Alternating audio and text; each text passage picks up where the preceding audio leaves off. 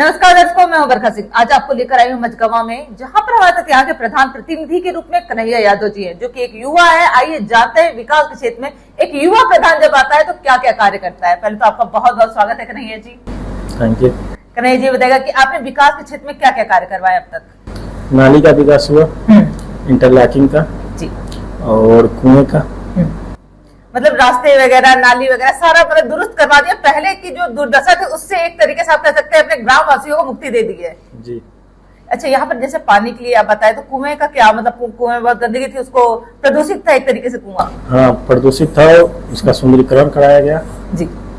अच्छा, मैं सुंदरीकरण वगैरह की भी व्यवस्था करवाया जी, बहुत अच्छा काम करवाया आपने। मैं जानना चाहती हूँ आवास और शौचालय भी गाँव में आए। हाँ, आवास आया है, लेकिन इस सत्र में नहीं, अगले सत्र में। अच्छा, अगले सत्र में आए थे। क्या आवास की जरूरत नहीं है, मतलब यार सरकार इस पे ज्यादा ध्यान नहीं दे रही है? सरकार इस पर ज्यादा ध्यान नहीं दे रही है। जी जी जी। अच्छा, हम और जानना चाहते हैं कि जैसे विद्यालय आपके पास आपके गाँव में कितने हैं? 2 है, एक जूनियर है, एक प्राथमिक।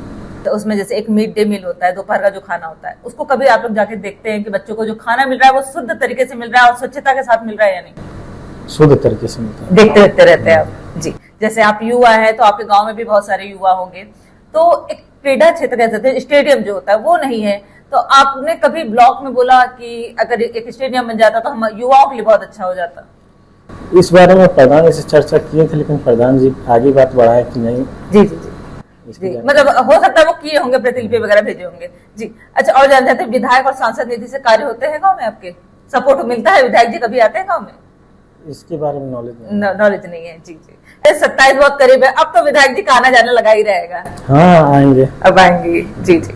अच्छा, और जानना चाहती हूँ जैसे गांव में बारात घर की भी सुविधा नहीं है, जो जनता से मुझे सुनने में मिला, तो आपके पास जमीन तो होगी?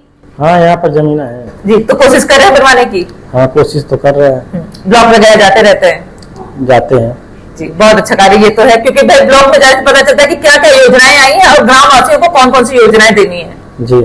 और अब क्या सोच के रखा है इस बार? अगर आप चुनाव में जैसे आपकी तैयारी तो चल ही रही होगी, तो इस बार आएंगे तो क्या सबसे पहले बनवाएंगे अपने गांव में? बारात घर के लिए चर्चा करेंगे, मतलब कन्याओं के विवाह के लिए, जो गरीब कन्या उनके विवाह के लिए आप सोच रहे हैं कि हो जाए।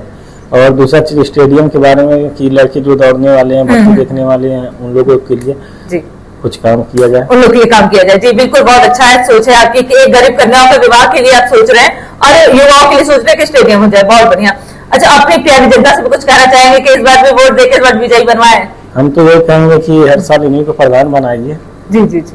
अब जनता क्या करेगी तो जनता के ऊपर डिपेंड करता है जी। जितना विकास ये किए हैं उतना विकास और कोई नहीं करेगा। बहुत बहुत धन्यवाद हमें समय देने के लिए। Thank you. ये थे हमारे साथ प्रधान प्रतिनिधि के रूप में कन्हैया जी, जिन्होंने बहुत सारे कार्य करवाए हैं और पूरी तरीके से गांव में क्षेत्र में जाते रहते हैं, जनता से मिलते रहते हैं और देखते रहते हैं कि क्या कार्य हुए हैं और क्या कार्य बाकी है।